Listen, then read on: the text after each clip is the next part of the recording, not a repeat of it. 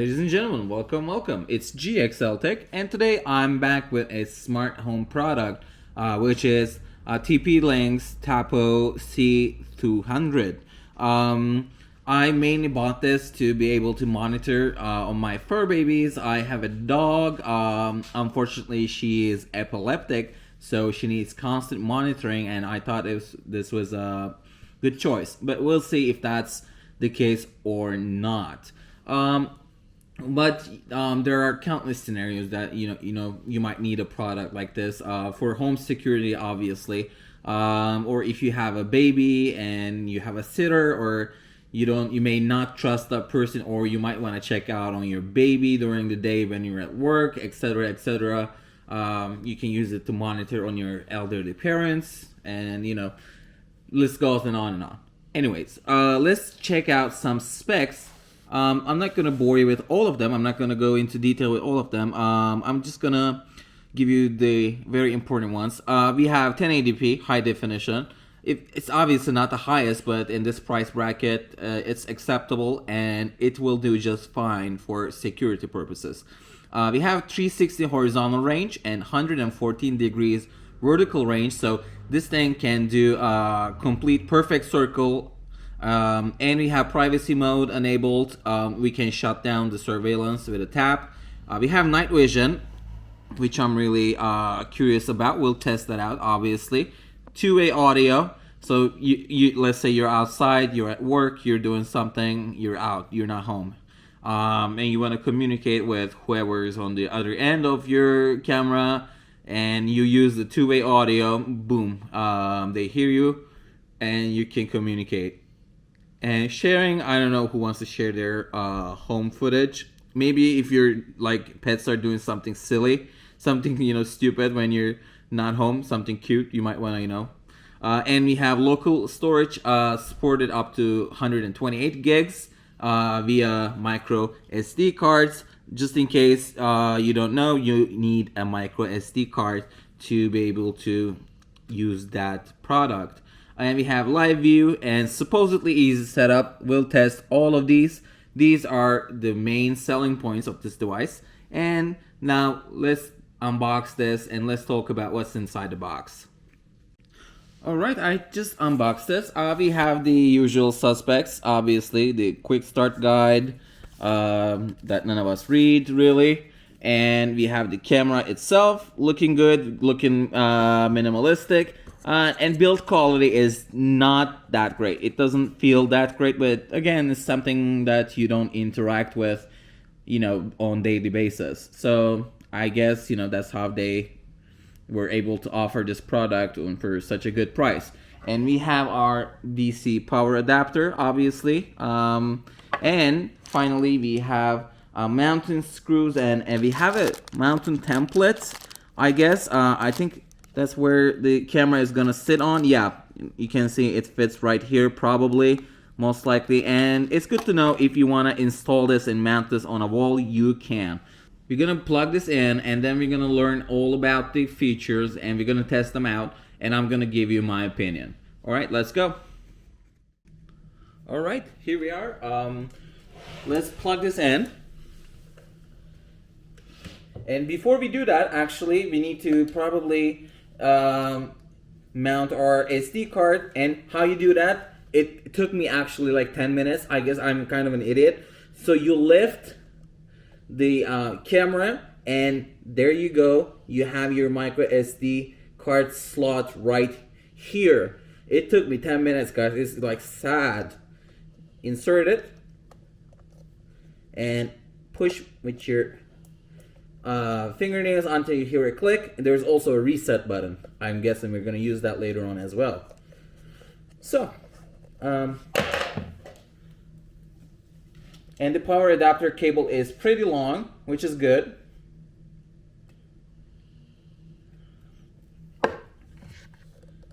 And this thing goes right here. And then we're just gonna plug this in.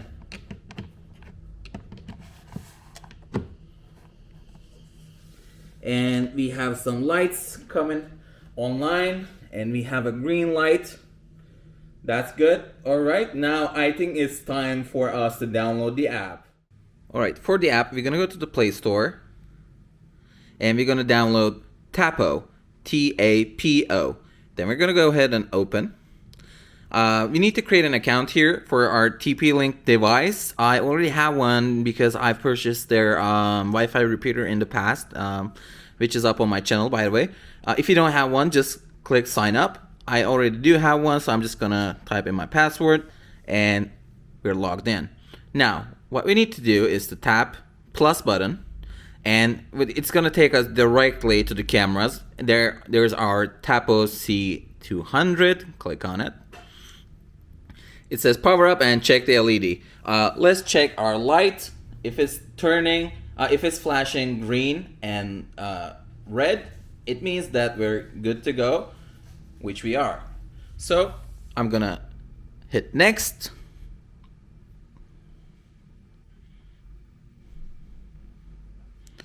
We need to connect to the device. We need to establish a temporary Wi-Fi network.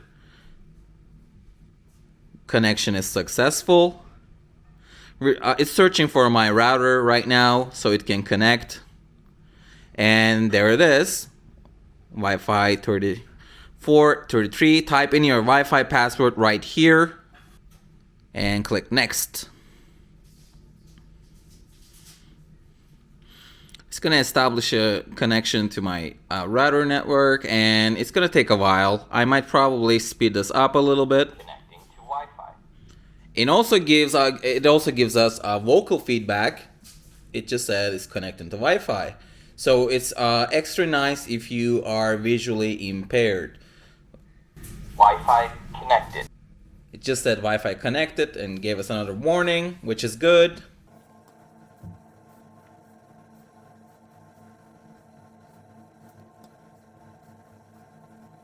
Now it's pairing our device. And that's where you can name your camera.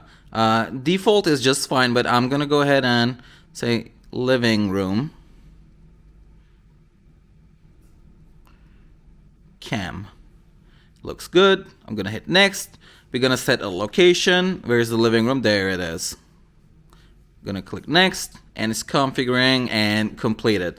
It's ready to use right now. It's okay. In order to record, obviously it needs an SD card. I've already mounted mine.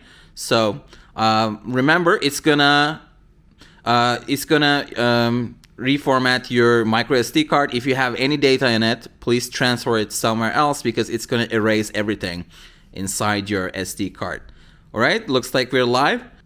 Now, let me go to my phone screen recording app, and then we'll continue from there. And we're gonna go through all these features and all those possibilities. At first, it's gonna show us our camera amongst favorites for easy access. Let's click on our cam living room. And that is the live feed from my living room. Look at my baby, there she is. There she is, sleeping peacefully. And let's go over some options. Let's check out the privacy mode. Once I click, it should turn off all kinds of recording and it should give me complete privacy. Let's go. And the privacy mode is now active and streaming and recording functions are disabled. Okay, good to know, it works. Let's go ahead, exit. Reconnecting. Yeah, I can talk through the microphone. Let's try that. Hello? Hello? Yep, I can hear myself from the living room. Actually, my voice is kind of echoing. And I'm able to hear from my room, which is 15 meters away. I'm able to hear everything. The microphone and the speaker is doing a good job. Not great, but very audible and very easy to understand.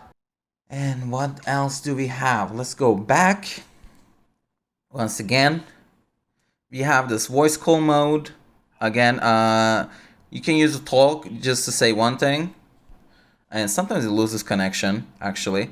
You can use a talk function just like walkie-talkie or for like one or two sentences, but you can use the voice call function to have a actual like phone-like conversation experience. So I don't have anyone on the other end who can reply to me right now, so I'm gonna skip that one right now, but it's basically a phone call you can do with your camera. Let's go ahead and pan and tilt. I'm gonna pan to the right, and you can see we're going right. Let's go left.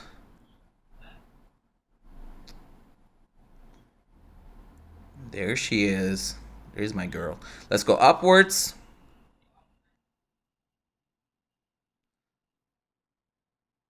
All right, we reached the maximum extent.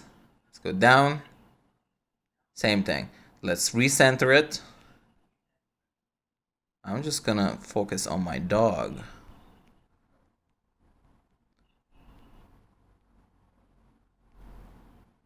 All right, this looks good to me. And what else do we have here? Let's check out. We can start a recording. And one. We can take a picture.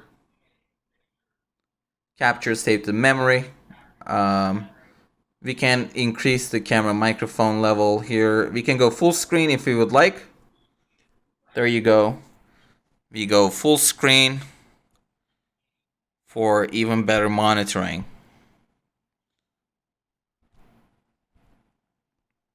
Let's go back.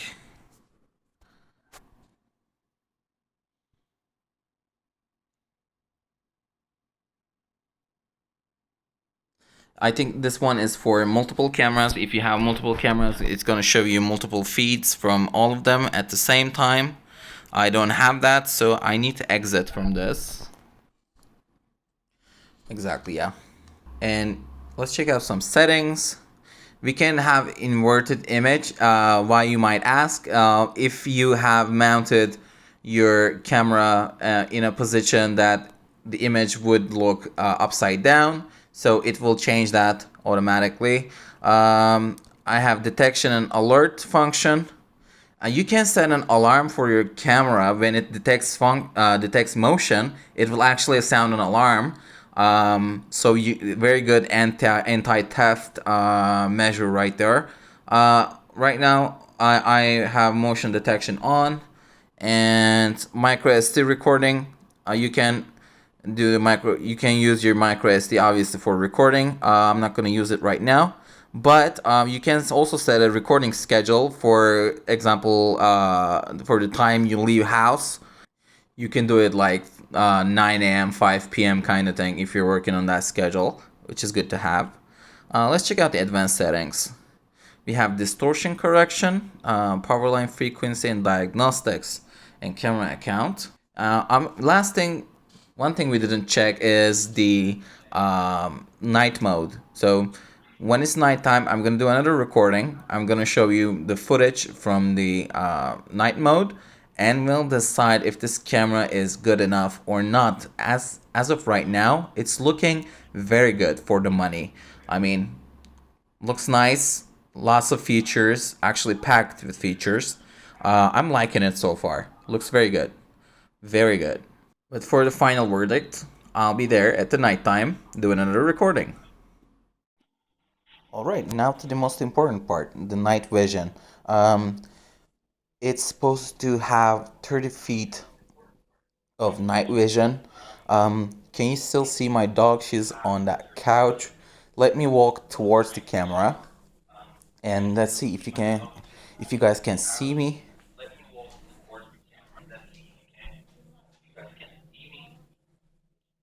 I think you can see me just fine.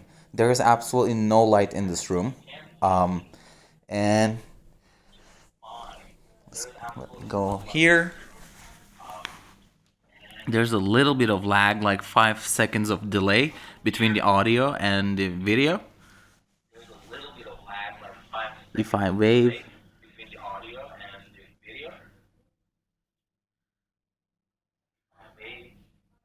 can you guys see us?